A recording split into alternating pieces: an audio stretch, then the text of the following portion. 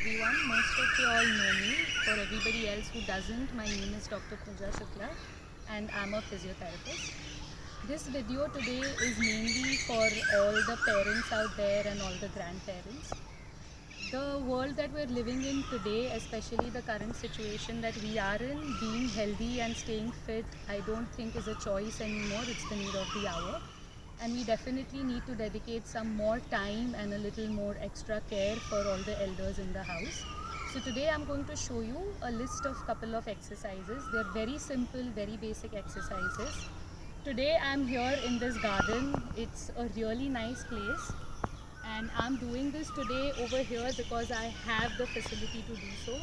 For all of y'all who don't, please don't venture out. I am not encouraging y'all to step out and do this in any of the public spaces. Pick any corner of your room, any part which is your favorite area, put on some nice good music in the background and start these exercises. One small request to all the youngsters in the house, try and help your parents and grandparents a little bit. This way you'll be able to spend a little more extra time with them and they might feel a little extra loved and cared for. Okay, so the first exercise, very simple, just make sure that you're sitting on a hard surface. Something like a dining chair is fine, even a bed is okay. If you want, you can have a backrest or maybe take a pillow behind, but I'm going to show it to you this way. Okay, now the very first exercise that you need to do is make sure your back is straight and upright. Okay, you can leave your hands here or on the side. First exercise for the toes, just extremely basic and simple. You need to just go up on your toes and come down. All these exercises need to be done 10 times. You all can start with 10 times. If you think 10 is a little too less for you, go up to 15, not a problem. Initially start with just once a day, and as and when you start feeling comfortable, you can progress to twice a day as well. Okay, so the first exercise is just going up on your toes and coming back down. Now, the second exercise, same thing, but all you're going to do is go up on your heels and down. Go up on your heels and down. Now, the reason why we're doing these exercises is to help in increase the circulation. Your calf muscles are the second heart of your body. You need the blood circulation to be good. With age, you all are not moving around too much, so you can just be seated and have your blood circulation going on. This is the second exercise. The third that you need to be doing is take a nice back support. Get both your legs out. Just full ankle up and down. Just toes up and toes down. Feel a nice good stretch in your calf muscles. Okay. Now, the next one after this is, all you need to do is just straighten out one knee and down. Up and down. This particular exercise works your muscle, the thigh muscles. They are known as the quadriceps. You all don't need to get into too much of details there, but just know that your thigh muscles are working. Back down. Of course, all the exercises need to be repeated on the second side as well. Okay. After this, the next exercise is something called as sitting marching. All you need to do is you can come a little to the edge of the bench. Just one leg up, the other.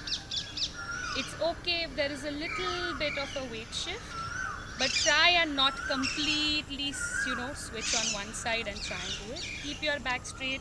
Use your hands for support if needed. Go up as high as you can. This will also help you work your abs. Now, the next exercise after this is we start moving up. The first exercise for your shoulders, hands on your lap. Just shoulder shrugs and back up. Make sure you're not crouching in your neck. Avoid any extra jerky movements. Extremely slow and soft. Just let it go up slowly and come down. Go up and back down. One more time. And okay. The next one that you need to do is rotations. I'm sure most of you all do these at home as well.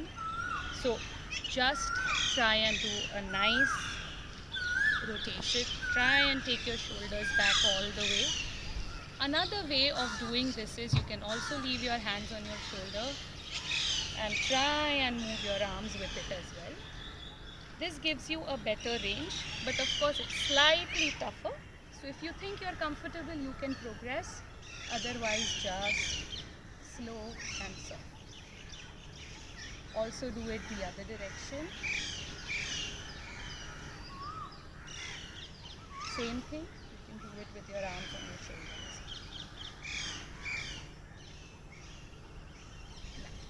The next one, this exercise you might feel slight difficulty in. I'm going to show you a variation as well. See if you're comfortable with this. If not, I will give you another variation. Both your arms up here. Make sure that your elbows are high up. They don't need to be drooping down. So up here, all you have to do is nicely stretch them and bring them down. Again, my back is absolutely straight. I'm not slouching. Come back slowly. Make sure that you do this in front of a mirror so that your arms don't droop down like this and you can get visual cues as well. So if maintaining your hands up here is difficult for you, what you can do is just have your hands here like you're holding on to something, pull them and over here your shoulders are relaxed, your arms are down, so you don't need to use so much pressure. Just very slow and back and front. This will help you loosen out all the neck and the upper back muscles. Okay? Now, the next one after this, extremely basic movements. It's just a simple all the way up, all the way down. Try and touch your chin to the bone here. It's called the sternum, the chest bone. Just make sure you're touching in, nicely going up. Feel the stretch at the back of your neck in the front as well. After that, you do a simple no. Make sure you don't turn your body alongside with it. It's just a simple neck left and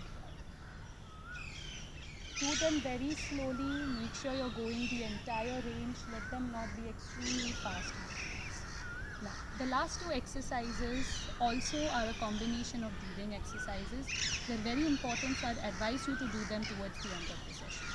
The first exercise is just have both your hands in front. Now, while you take your hands up, you will be breathing in. While you bring your hands down, you blow out from your mouth. I'm going to show you the breathing technique first. It's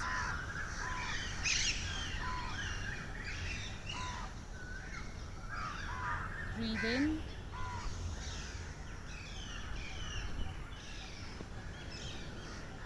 breathe out. While you're breathing out, it's not a, don't use that much pressure like you're blowing out a candle.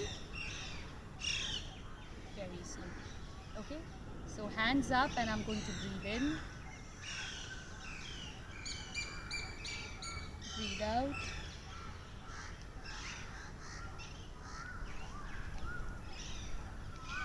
Repeat one more time. Breathe in. Breathe out. You can do these exercises 5 to 8 times. The second one, your breathing stays the same. When the hands go up, you breathe in. When the hands come out, you breathe down. It's just that your angles change. Hold them at the side. You go up.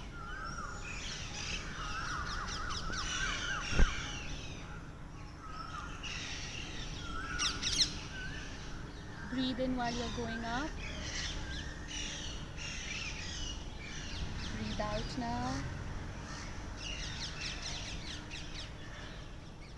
This marks the end of all the exercises that I've shown. Of course, at the end of it, if you wish, and I suggest you also do, just do 5 simple reps of only breathing in and breathing out.